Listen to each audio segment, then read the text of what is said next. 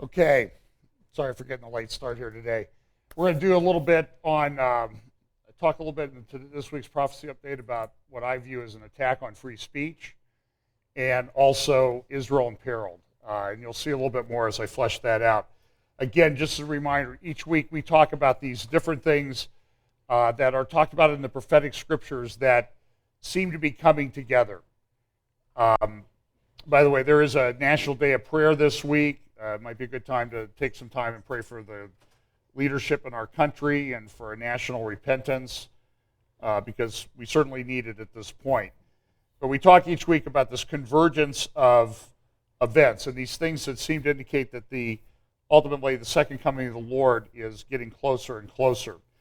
I use this verse a lot. I'm going to read these verses again from 2 Timothy chapter 3 again this week because I think, again, a lot of what I have to say this week relates to these particular verses. This know also, Paul writes. And remember, Paul's writing this near the end of his life. Could you give me a glass of thing of water, Pam?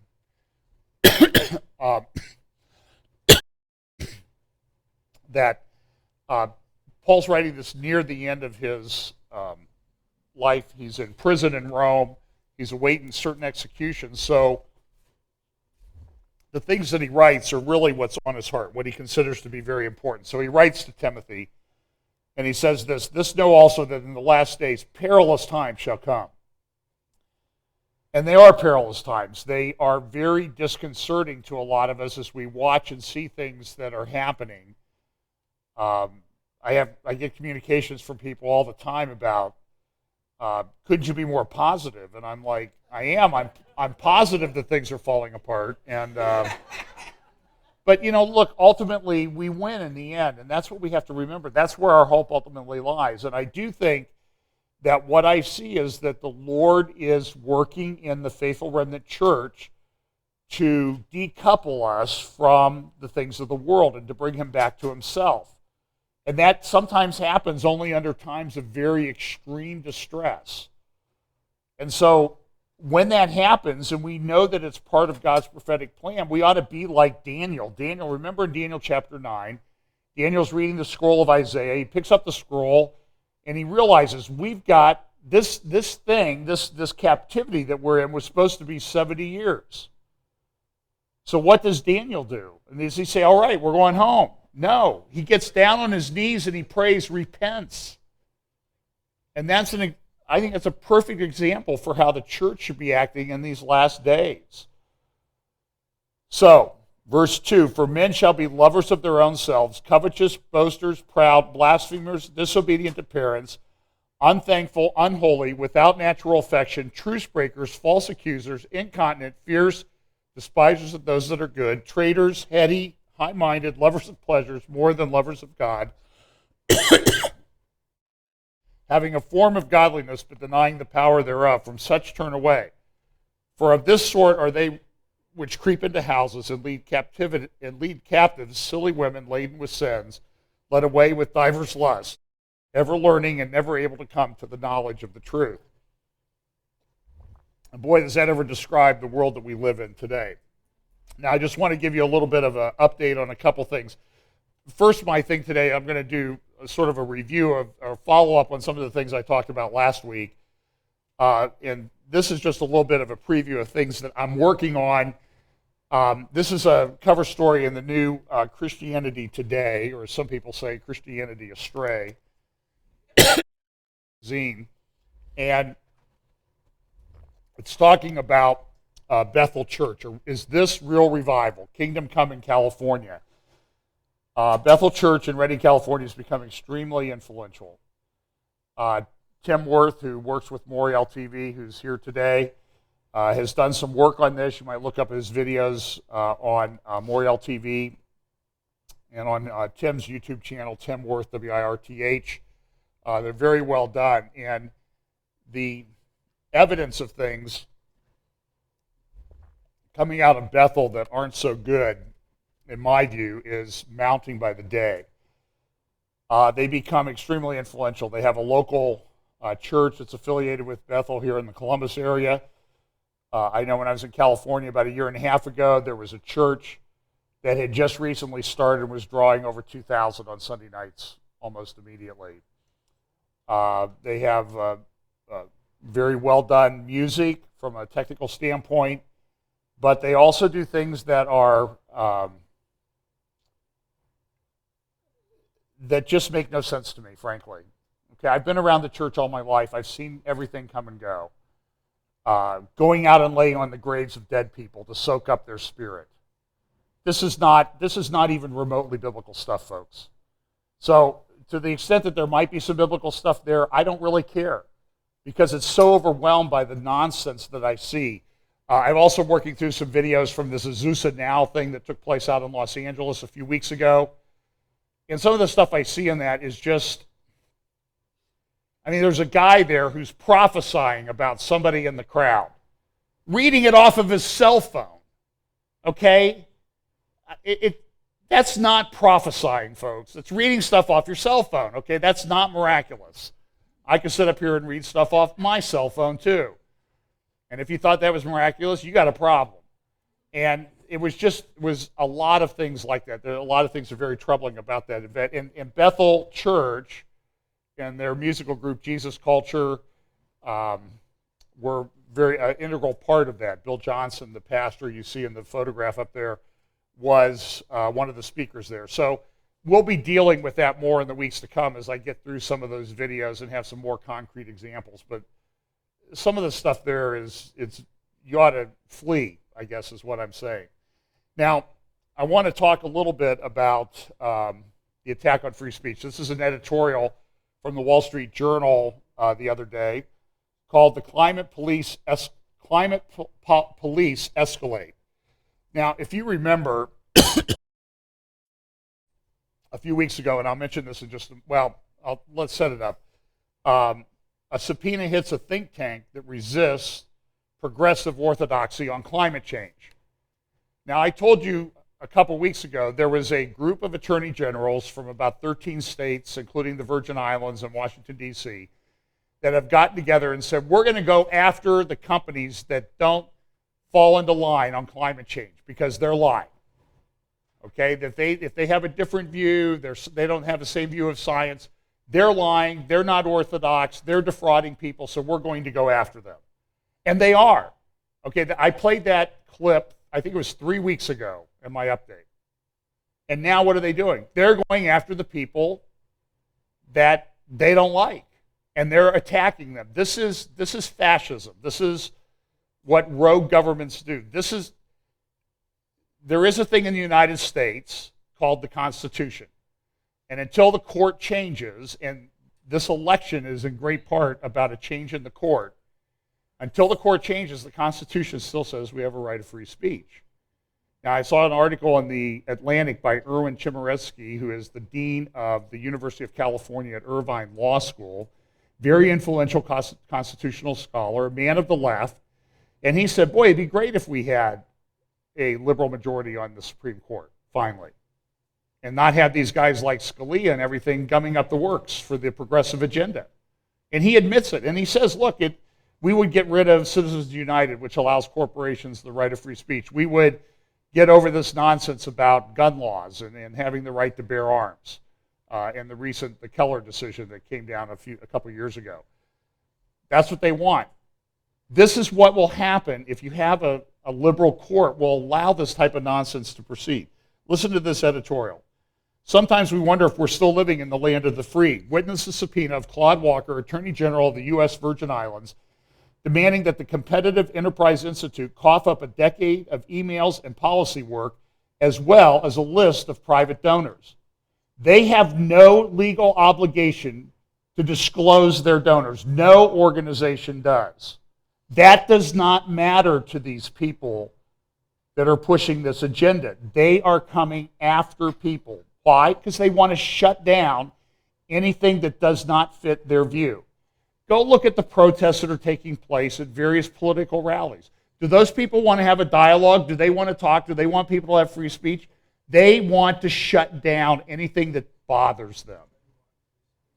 Mr. Walker is frustrated that the free market think tank won't join the modern church of climatology So he has joined the rapidly expanding club of Democratic politicians and prosecutors harassing dissenters.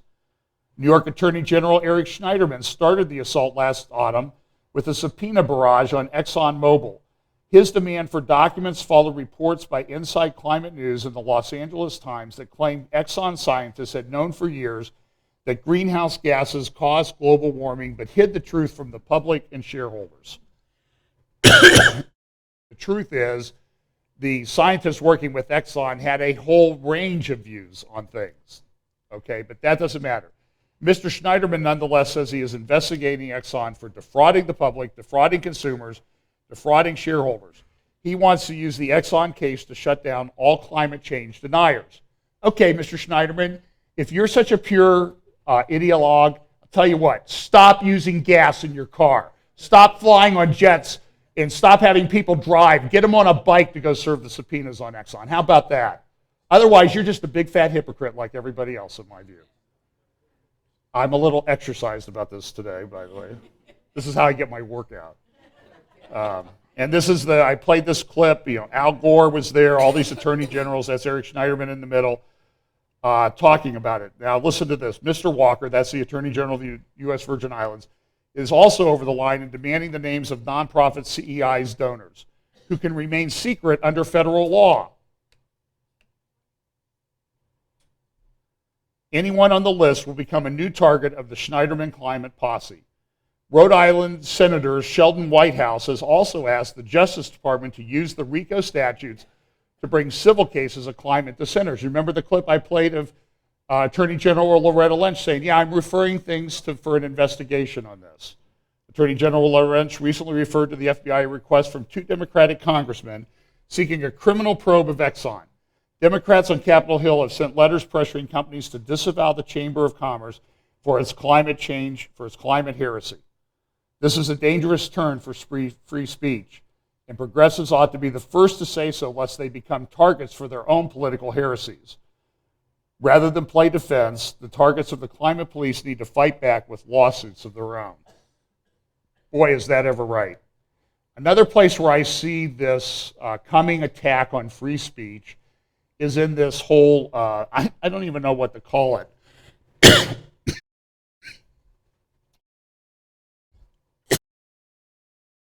I don't even know what to call it. Do we call it transgender policy, bathroom policies? You know what I'm talking about, the thing with Target and all this stuff. And folks, look, let's use some common sense.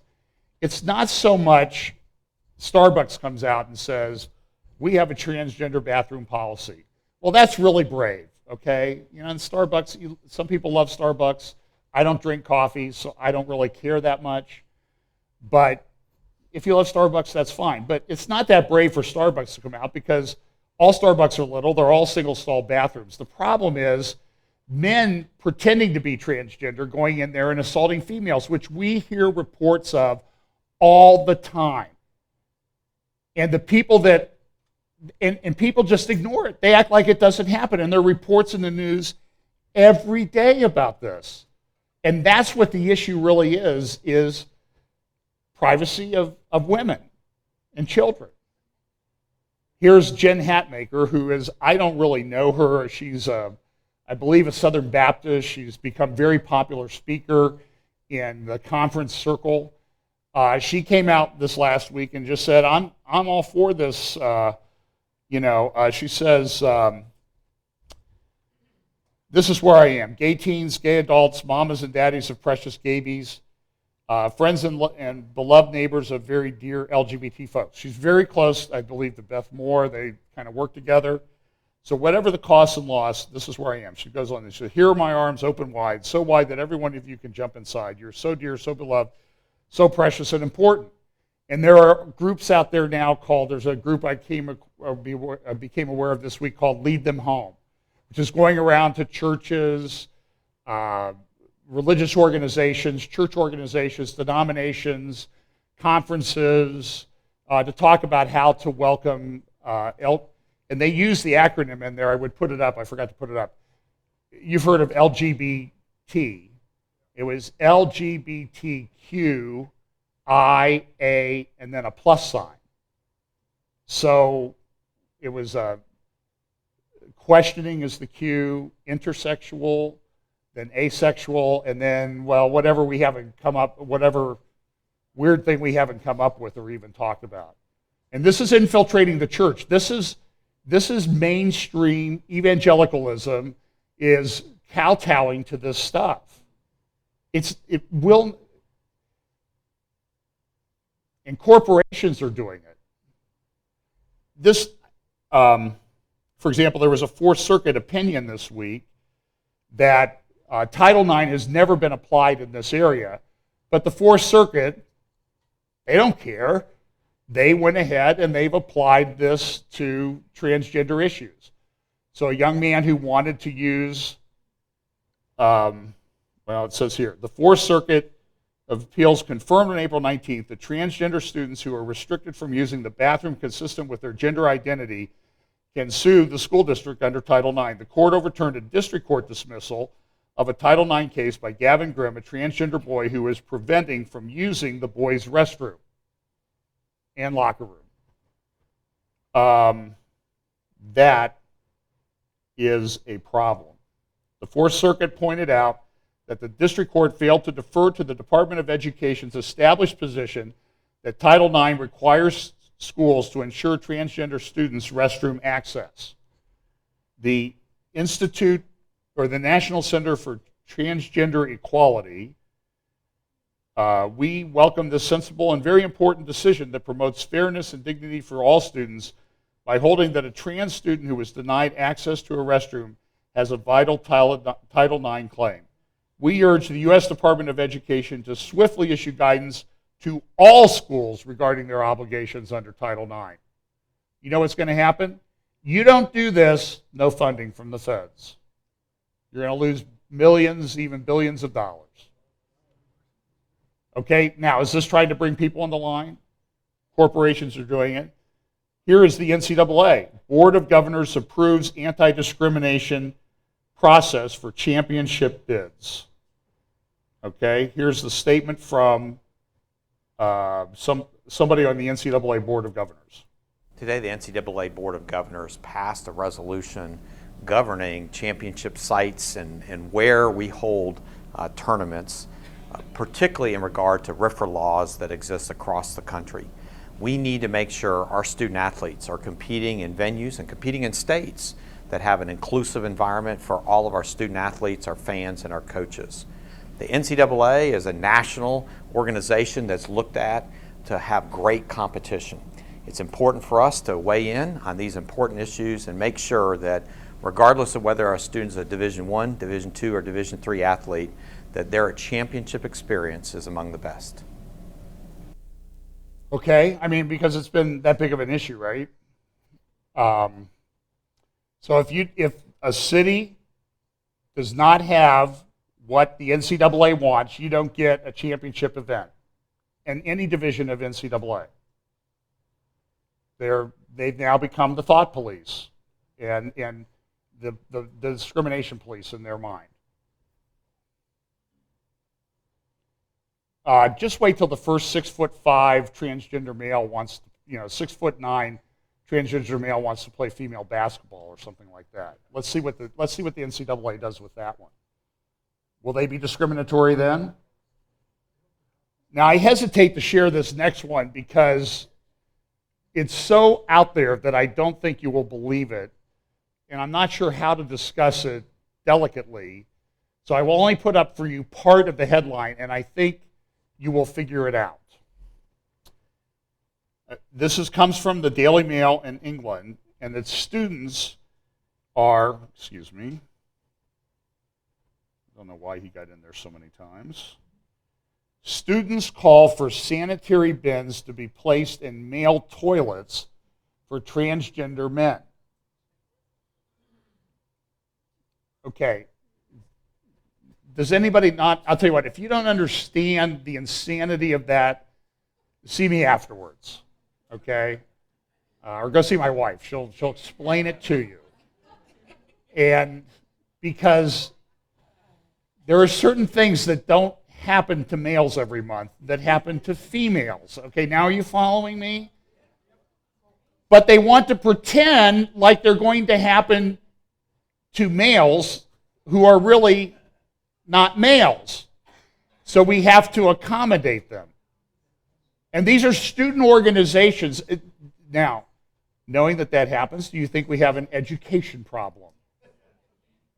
Okay, we do, writ large. Okay, so now I'm going to focus over on Israel.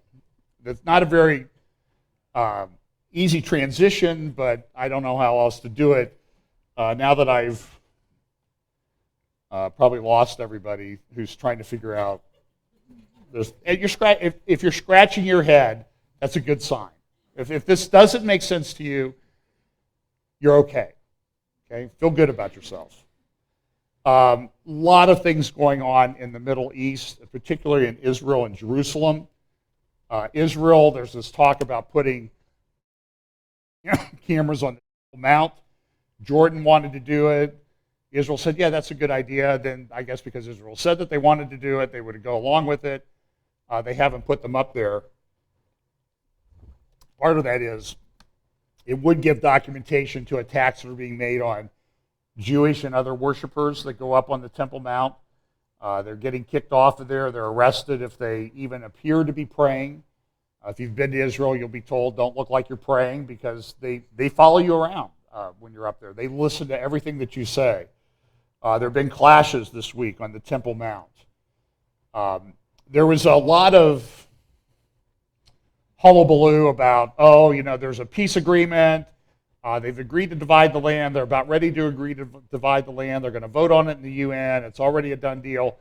I don't think so. Mahmoud Abbas has gone back to Palestine after being at the UN a couple times recently, and he's in trouble with the other Palestinian leadership because he didn't present a resolution to criticize Israel for the settlements that are being built in Judea and Samaria. So the fact that he's under fire for not doing it ought to be evidence that it didn't happen. Now look, there is this push to divide the land. There is this push for a two-state solution.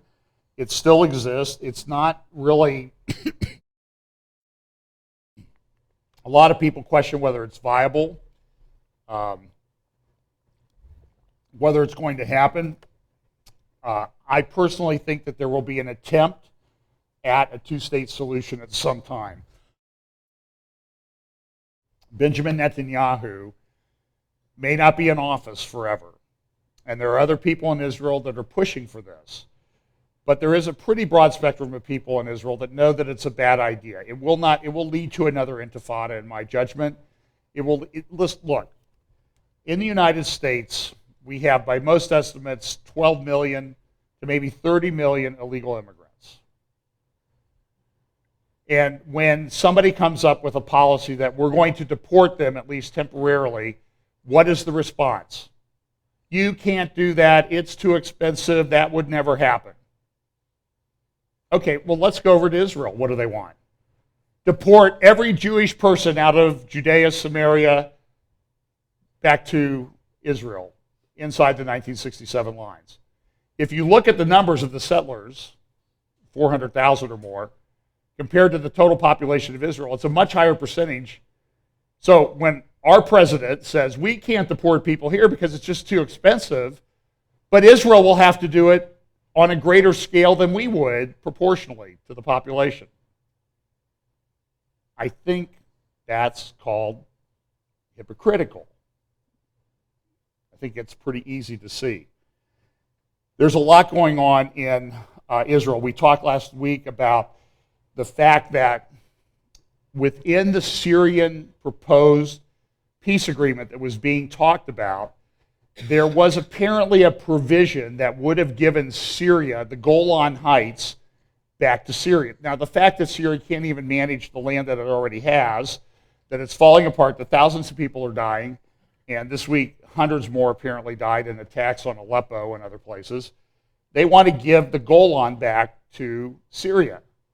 And this is what the world wants to do. And so the fact that in response to that, Netanyahu took his cabinet up to the Golan, had a meeting up there and said, this is Israeli territory, and we are not giving it up. And the world has just gone The EU came out, the U.S. State Department came out, the federal government, administration, the UN Security Council had meetings. There were other things. Depkafile reported this. Depkafile sources report that just like the other diplomatic or military steps initiated by Obama and Putin in Syria, such as those for Assad's eventual removal from power, the two powers see a resolution of the Golan issue as a gradual process that may take a long time, perhaps even years. But as far as they are concerned, Israel will have to withdraw from the Golan at the end of that process. It should be noted that Prime Minister Netanyahu is not traveling to Washington to discuss the Golan issue with Obama. The frequent trips by the Prime Minister, senior officials, and top IDF brass to Moscow in recent months show where the winds are blowing in the Middle East. However, Moscow is not Washington, and Israel has no lobby in the Russian capital defending its interests. It should be very clear that the frequent trips by senior Israeli officials to Moscow have not created an Israeli policy that can influence Putin or other senior members of the Russian leadership. Putin has made occasional concessions to Israel on matters of minimal strategic importance, but on diplomatic and military steps regarding Syria and Iran, he has shown little consideration of Jerusalem's stance. Now, depending on your view of Ezekiel 38 and 39, that might make you very excited. It should also be noted that there's been no basis for the enthusiasm over the Russian intervention in Syria shown by Netanyahu, Israeli ministers, and senior IDF officials. All of the calls by a number of Russian experts, mainly those of Depkafile, for extreme caution and ties with Putin have fallen on deaf ears among the political leadership in Jerusalem and the IDF command in Tel Aviv. Amid these developments, three regional actors are very pleased by Washington and Moscow's agreement to demand Israeli withdrawal from the Golan: Syrian President Assad, the Iranian leadership in Tehran, and Hezbollah leader Hassan Nasrallah. Now they do not need to risk a military confrontation with Israel over the Golan because Obama and Putin have essentially agreed to do the dirty work for them. Great. And so what was the response of the Organization of Islamic Countries? 57 countries, 57 states. I think there were 57 states back when some candidate for office mentioned 57 states. Just pointing it out, not making any not asking you to draw any conclusions from that. So in response to Netanyahu's claim, Golan is ours, we're not giving it back, and in view of the situation in Syria, in Iraq, in Egypt, in the Sinai, in the Islamic State, in Turkey, all over the Islamic world there is war. Civil war, terrorist attacks. So the Organization of Islamic Countries called an emergency meeting to discuss peace in the Middle East, right? No, it was to criticize Israel. So they all got together. This is a few weeks before that at their big meeting in Turkey, in Istanbul. But they came out with a resolution. Condemn the continuation of the Israeli occupation of the Palestinian territories, increasing violations of the international humanitarian law by... And listen, by the way, there's an Islamic State in Syria and Iraq, ISIS, sometimes called the Islamic State. There's an Islamic Republic of Iran. There's an Islamic State in Saudi Arabia. So there's a lot of Islamic states. And we know how they treat people. We know how they treat women. We know how they treat minorities and that type of thing. And so put that in context of these people are criticizing Israel. By further expansion of the illegal settlements and the demolitions of Palestinian houses, the arbitrary killings, widespread illegal detentions, and the ongoing blockade of Gaza. Take all measures to safeguard the Islamic identity of Al-Quds al-Sharif against the Judaization attempts of the occupier and the violations against the sanctity and status of Al-Haram al-Sharif. Confirm the full solidarity of Muslim countries with the Palestinian peoples in their struggle to free themselves from the 49-year-long Israeli occupation to achieve life in their own sovereign and independent country with Al-Quds and al-Sharif as its capital. Continue to strongly condemn all forms. These are the Islamic countries. Continue to strongly condemn all forms of intolerance and discrimination based on ethnicity, race, color, religion, and belief, and emphasize the importance of nurturing tolerance, respect dialogue, and cooperation among different cultures, civilizations, and peoples as the most effective way to combat against the scourges of racism, racial discrimination, xenophobia, and Islamophobia. Refuse sectarianism and doctrinalism in all its forms and manifestations, and encourage national efforts aimed at combating sectarian and discriminatory policies and practices, as well as at enhancing reconciliation among all Muslims. They really need to work on that a little bit based on what I've been looking at. And then this one, commit ourselves to efforts aimed at increasing the effectiveness of the OIC and making justice and peace prevail all around the world. Well, but does this not sound like the world is set up for somebody to come on the scene to do this? And it does seem insane that they're doing this in light of what's going on in the Muslim world right now, the Arab Spring and all of that. So there was also, trying to remember, this also came out of the executive committee, what they were going to do, reaffirming all resolutions of the Islamic Summit. They referenced the UN Security Council Resolution 497 from December 17, 1981,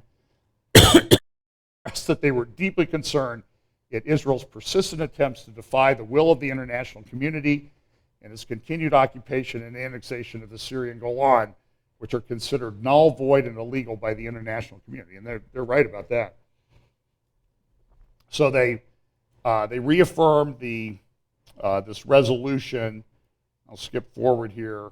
One of the things they said was this: they mandate the General Secretariat to coordinate and conduct necessary contacts and consultations to implement the provisions of this communique, including calling on the UN Security Council to condemn the measures taken by the Israeli occupying power, which constitute a clear violation of Security Council Resolutions 242, 338, and 497, and to stress that these measures are null and void and without legal effect. And then they reference, and this is a copy of the Resolution 497 from 1981, it essentially says Israel gets out of the Golan, back to the lines before the 1967 war. There's also this report. There's a report in the Jerusalem Post this morning denying that this is really going on, that there is a fracture in the German-Israel relationship. It's been fairly strong, but Angela Merkel, who has the migration problem that she's trying to deal with politically, now appears to be turning some of her frustration with that towards Benjamin Netanyahu. I mean, when everything's going wrong, the sort of default position in the world is blame Israel, right? That's the easy thing to do. Merkel had repeatedly made it clear to Netanyahu that she believes the effects of Israeli settlement construction in the occupied territories are disastrous. The settlement policy, she believes, makes it unlikely that a viable Palestinian state can be established in accordance with plans aimed at a two-state solution. In other words, Netanyahu, you need to get on board with what the world order wants. Any other approach, Merkel and Foreign Minister Frank Steinmeier are convinced, would ultimately transform Israel into an apartheid regime. Now, I want you to remember that accusation. They accuse Israel of being an apartheid regime. Now, in South Africa, they divided the races. So they're saying that's what Israel is doing. That's not what Israel is doing. There are plenty of Arabs living within Israel. We have a local businessman who is an Arab from Israel who loves Israel. It's the opposite. And you'll see that in just a minute. It is an indication that the times are changing. Even about Israeli supporters like former German ambassador in Tel Aviv, Andreas Michaelis, who is now the Foreign Ministry's political director, expressed opposition in internal consultations to accommodating the Israeli prime minister. The Chancellery has likewise lost hope that the peace process can be revived so long as Netanyahu remains in office. A two-state settlement is becoming increasingly unlikely, wrote the German Institute for International Security Affairs in a recent analysis. The financial and political costs of implementing it rise with every settlement unit needing to be demolished and with every settler needing to be evacuated and compensated. A majority of the Israeli cabinet is now openly opposed to a Palestinian state. One example is Minister of Education Naftali Bennett, who is also head of the pro-settler party, the Jewish Home. Israel cannot withdraw from more territory and cannot allow for the establishment of a Palestinian state, he said in 2015. I'm going to skip this article. There's an article that Caroline Glick writes about the disconnect of the IDF leadership, including the defense minister, about this shooting that took place in Hebron where a Palestinian attacker was subdued and then he was shot in the head and killed by an Israeli soldier who's now been charged with manslaughter.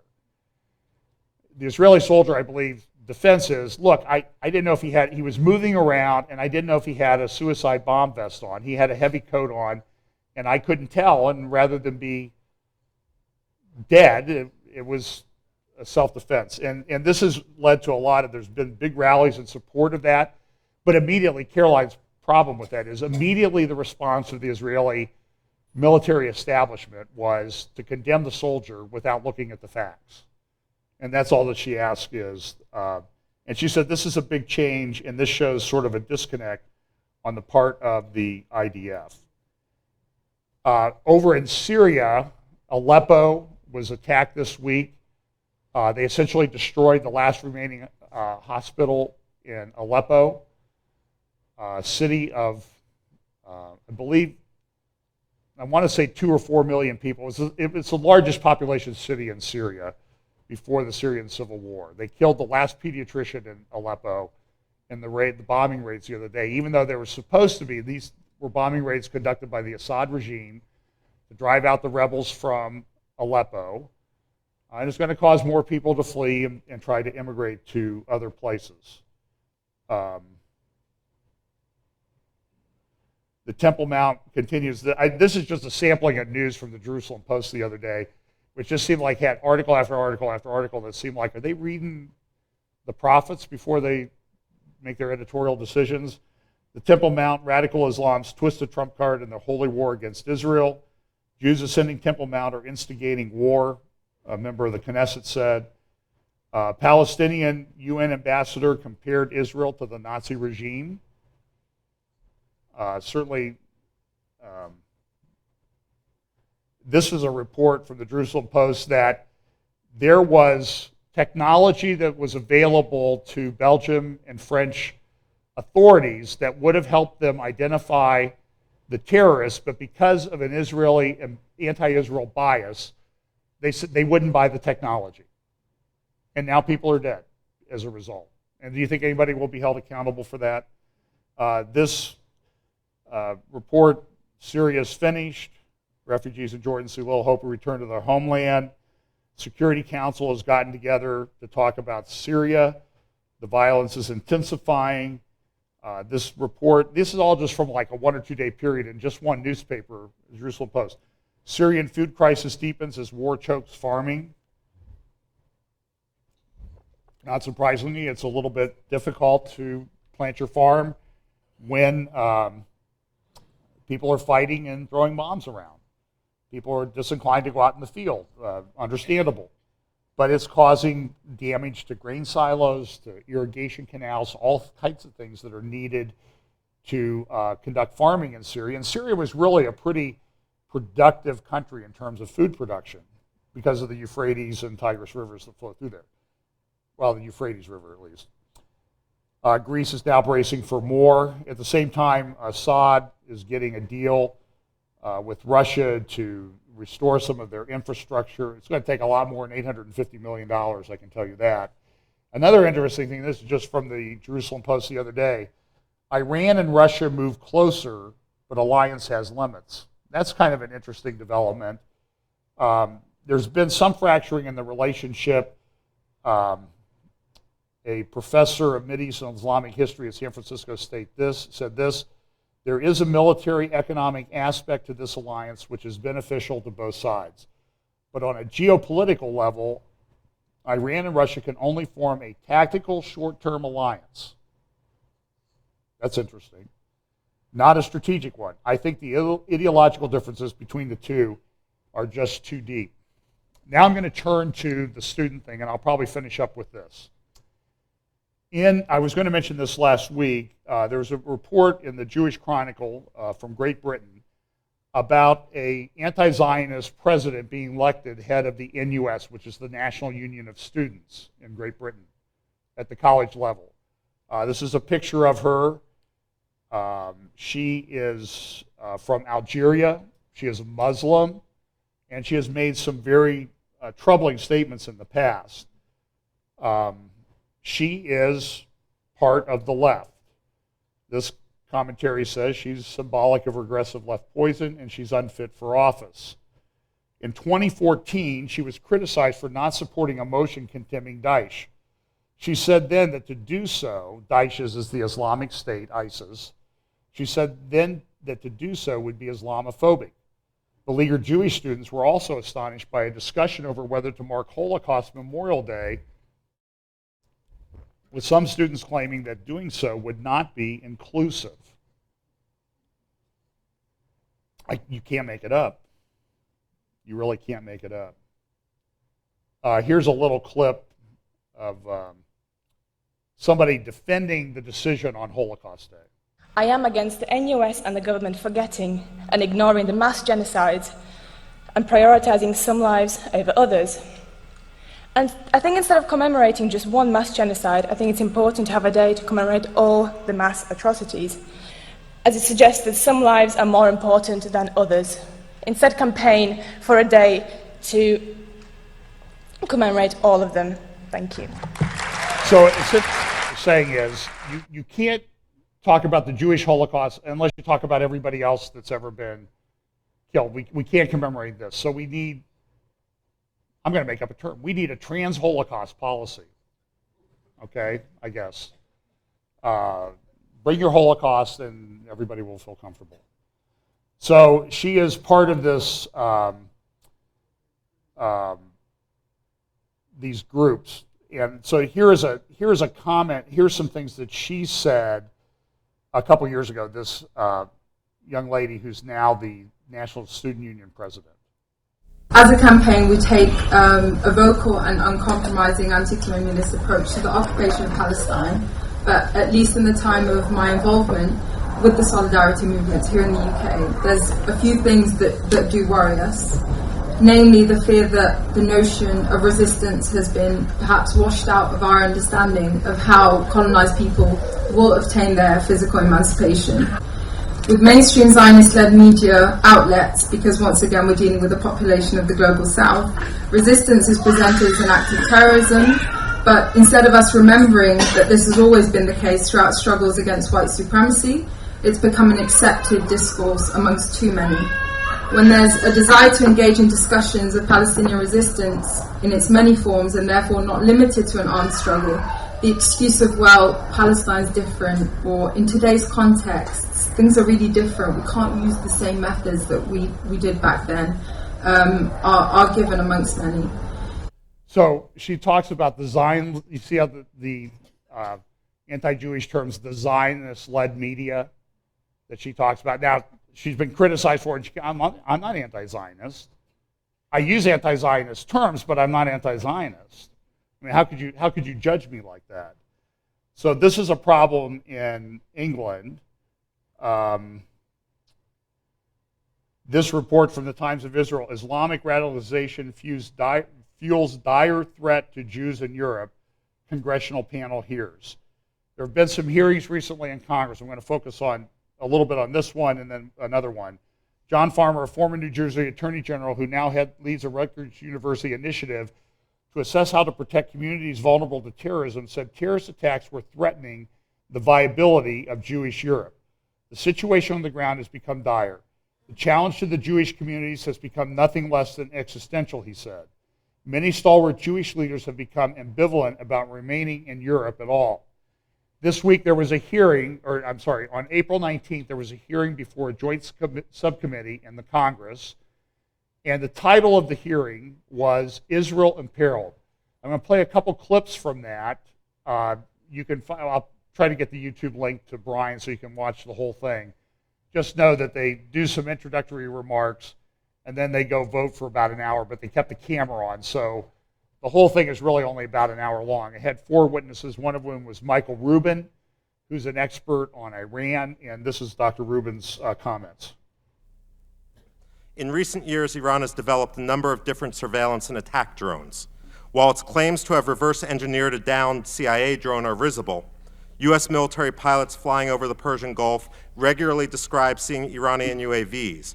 Iran has openly deployed its indigenous UAV technology into Syria and Iraq, and perhaps Lebanon as well.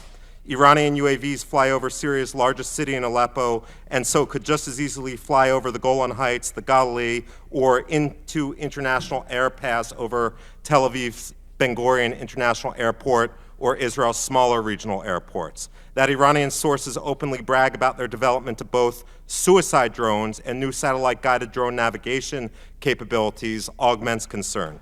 Neither Iran nor its proxies need to be able to strike an aircraft or an airport to be successful. Simply interfering with civilian air traffic will likely augment Israel's isolation as airlines suspend service into Tel Aviv. He continued. Nor is the UAV threat the only one looming for Israel. With the discovery of gas fields in the eastern Mediterranean, Lebanese authorities have asserted a claim to 300 square miles of Israeli waters. Therefore, even though the United Nations formally certified Israel's withdrawal from Lebanon complete, the dispute over Sheba Farms notwithstanding, Lebanon has resurrected a new claim that provides Hezbollah cover to pursue its rearmament and terrorism. Indeed, Hezbollah has bragged that it has been training operatives in underwater sabotage. This not only suggests a new terror capability that could be utilized against Israel, but is also a direct threat to many American engineers and oil workers involved in the region. Okay, so you see there's two threats. There's two threats. There's the Iranian drones that are flying around the Middle East now, and we don't know what they'll do with those. They're bragging that they've developed underwater terror teams to go out and take out oil platforms and gas drilling platforms in the Mediterranean and elsewhere. And then yet another threat, I believe he talks about. We should not be distracted by notions of the demographic imperative as oftentimes we are now. The Palestinian Statistics Agency. Now, the demographic imperative is this. Israel cannot become a one-state solution because there are so many Palestinians in the area called the West Bank and Gaza that they will then become the majority group in Israeli politics, and Israel will cease to be a Jewish state. Caroline Glick spends a lot of time in her great book, The Israeli Solution, talking about the fact, I think it's the Israeli solution, one-state solution. She advocates for a one-state solution. And she says all this hand-wringing that we hear about the demographic problem, birth rates are falling throughout the West Bank. In Gaza, they are rising in Israel. This is not a problem. It's not going to be a demographic problem in the future. We can deal with this problem. And so he's saying, essentially, that he agrees with this. These statistics cannot be taken at face value. They double count Jerusalem. They refuse to count emigration. And if you compare multiple censuses, you notice that the predictions are off by several percentage points and are frankly readjusted with magic numbers. Bad data, even if diplomatically convenient, oftentimes leads to bad policy. And he's right. Now, the reason I bring this up is there was testimony given of that at that hearing that led to a couple of articles this week by people who I respect as good foreign policy analysts, Brett Stevens from the Wall Street Journal and Caroline Glick from the Jerusalem Post. First, I'll kind of go back and forth between their articles because they both talk about the same thing. And the issue that they're talking about, the title of Brett's article is The Anti-Israel Money Trail. Where is all this money coming to fund people who are anti-Israel, that are part of the BDS movement, the boycott, divest, and sanction movement? They have to be funded because these groups are popping up on campuses all over the country. There are these resolutions being adopted. For example, earlier this month, he says Harvard Law student Hassam al-Kulak posed a question at a public conference to Tzipi Livni, the former Israeli foreign minister. How is it that you are so smelly? He wanted to know. It's regarding your odor, about the odor of Tzipi Livni, very smelly. Now, he was called on, and and there was a video of the event. His comment in question was edited out before Harvard put it up on their YouTube channel. But they eventually were able to root out who it was because Harvard wouldn't identify him. Because I guess you're allowed to say this about Israeli government officials and there are no consequences. So it says here, and Mr. L. Kulak, who is active in a Harvard affiliate of Students for Justice in Palestine, remember that, Students for Justice in Palestine, or SJP, later offered an anonymous apology to anyone who might have been offended. And this is a picture of the Students for Justice in Palestine Facebook page. And they are a very active organization on college campuses, universities all over the country. Brett Stevens continues. Yet the exchange is yet another reminder of the anti-Israel and increasingly anti-Semitic environment students now experience on American campuses. That's the doing of several groups, including some nominally Jewish ones. But none is so prominent as SJP, which has more than 100 chapters nationwide and has been canny and pairing itself with left-wing or minority student organizations to sponsor anti-Israel events, heckle pro-Israel speakers, and agitate for boycott, divestment, and sanctions resolutions on campus. SJP's self-declared goal is to end Israel's occupation and colonization of all Arab lands while promoting the rights of Palestinian refugees to return to their homes. That's another way of saying destroying the Jewish state. Yet as prominent as SJP and the wider BDS movement have become, less is known about the source of their funding. That changed last week after the testimony of House Foreign Affairs Committee by Jonathan Schanzer of the Foundation for the Defense of Democracies.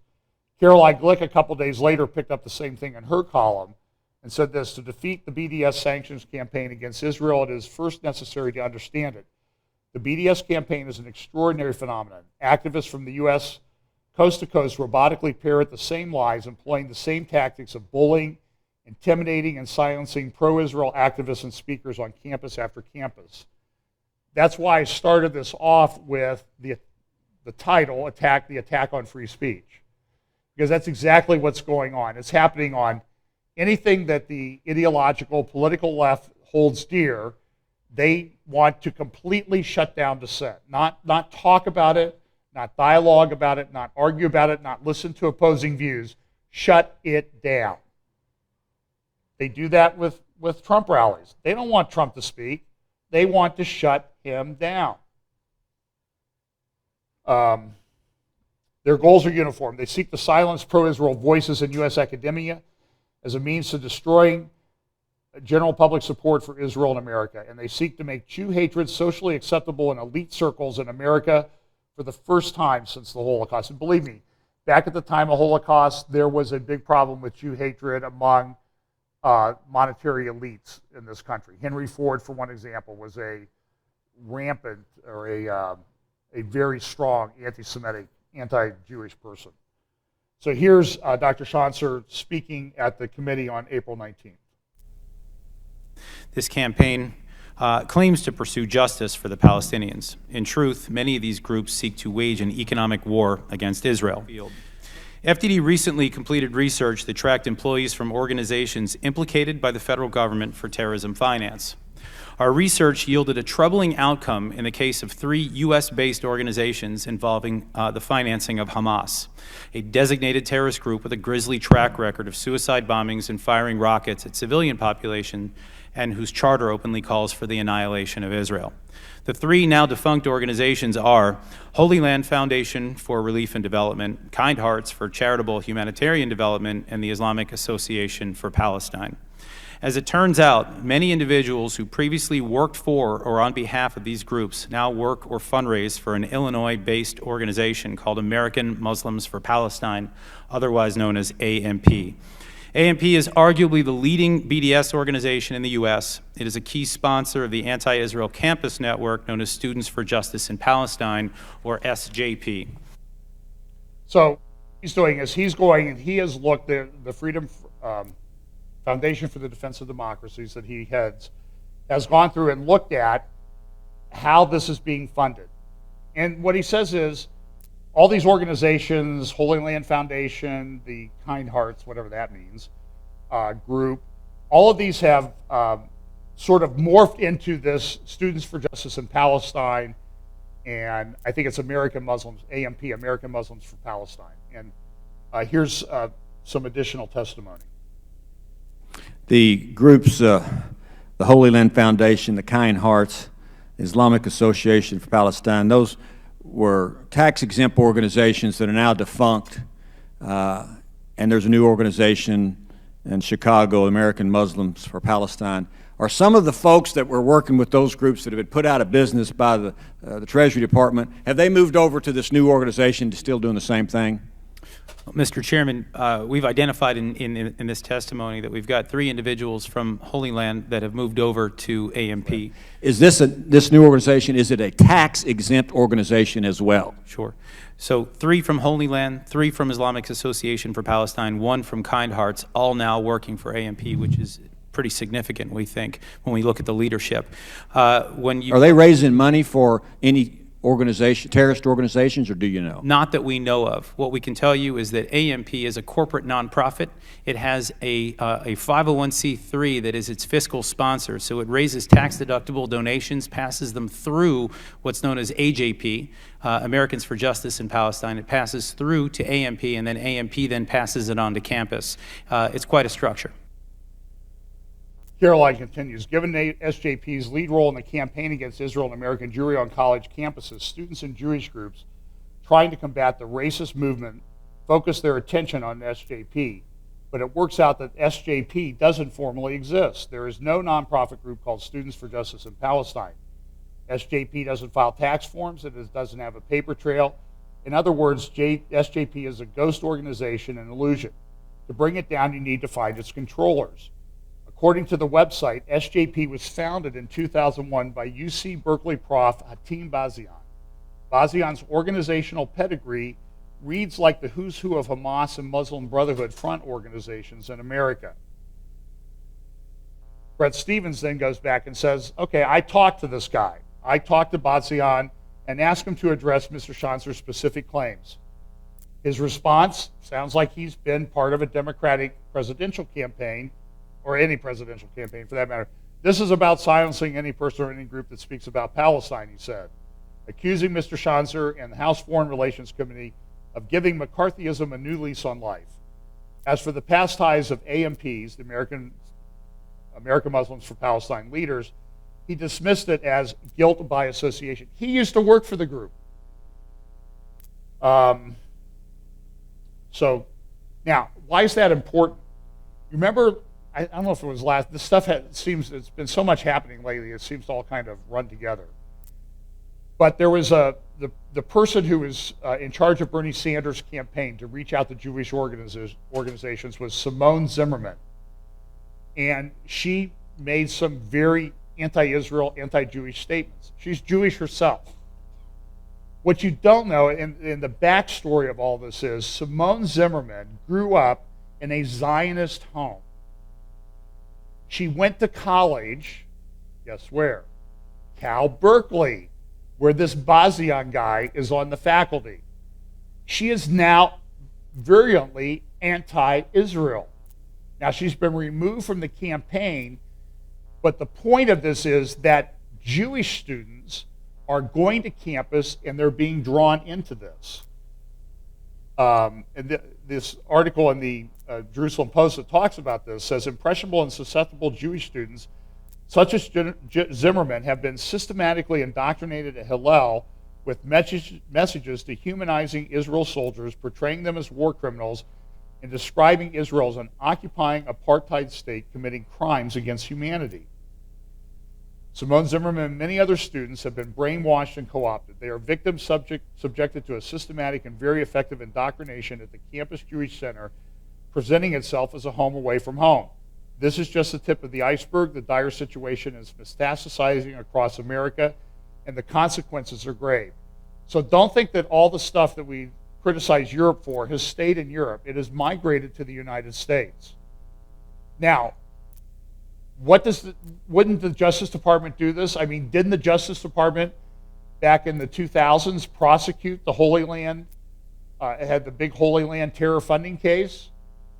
That was a very significant case. They shut down the terror funding.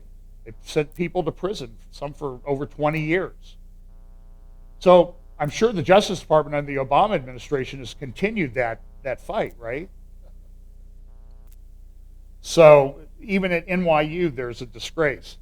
And here is Schanzer talking about a poster that's on the wall at a Students for Justice in Palestine office in Illinois. Now, American Muslims for Palestine and SJP, they share the same office address in Illinois. I'm sure that's just a coincidence. I'm sure there's no connection. So here's Schnatzer talking about this poster that you'll see on the wall behind these students. It's also noteworthy that a recent photo from AMP's suburban Chicago headquarters features a poster with the phrase, quote, "No Jew will live among them in Jerusalem," end quote. This sounds a lot like promoting Hamas's agenda here in the United States, if you ask me. Now, the question is, who is accused of being the apartheid state by these people from SJP and AMP, the pro-Palestinian groups? They accuse Israel of being that way. Yet they're doing this while sitting in front of a poster that says that no Jew will ever live in Jerusalem. Who's the apartheid promoter? It's them. They want a thing that's Judenrein. So what about the... Caroline will deal with the the U.S. Justice Department. Whereas SJP doesn't exist at all on paper, AMP's existence is an eyebrow-raising from a legal perspective. AMP is not registered as a nonprofit, so it is impossible to know its donations because it is not required to publicize them. As Schanzer explained, funds for AMP are raised through yet another organization called Americans for Justice in Palestine Education Foundation, or AJP, whose nature and behavior are also strange. AJP's chairman is Bazian, the guy from Berkeley. AJP and AMP share the same office space in Chicago suburb of Palace Hill. Unlike AMP, AJP is a registered nonprofit, and its 2014 990 tax form attached to Schanzer's testimony. It reports raising in excess of $3.2 million between 2010 and 2014. But in apparent breach of law, AJP did not report how it spent the money or where it received the funds from. Like AMP, AJP members worked in the past for the Holy Land Foundation, the Islamic Association for Palestine, and Kind Hearts. Indeed, most of them are the same people. So she goes on to say, let's see, here's what she says. Schanzer's testimony should lead anti-BDS efforts in three directions. Two of them are legal, and one is political. Okay, let's look on the legal front. AMP and JGP's commingling is curious to say the least. Their failure to report the source of their funding or how the funds are used appear at a minimum to be a breach of reporting requirements.